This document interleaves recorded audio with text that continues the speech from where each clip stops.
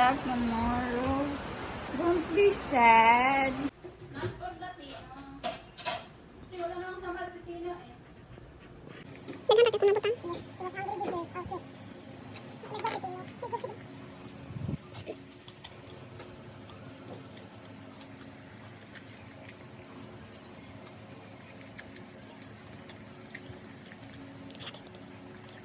Chicken na pura.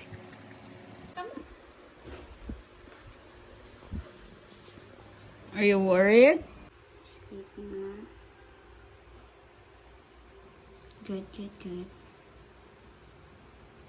It's time for Joy, and I'm going to show you how I feed her her medicine. You know, this is cephalexin. Chicken. Also for lunch she has chicken. So for dinner I'm gonna mix this with her food, and then I'm gonna show you. As you see, I remove the bones carefully, and this I put a little dog food because I feed her a little. I want to feed her little by little because yesterday she doesn't had anything during the surgery. So this is the meds, this one. So I'm going to put a little water. She's watching. She's actually watching. Fear and chance. Don't have some part of it, but no. I'll give some bread. He was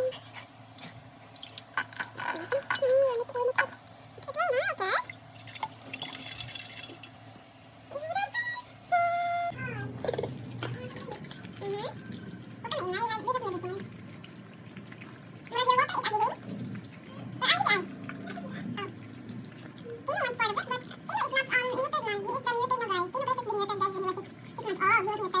also had fish.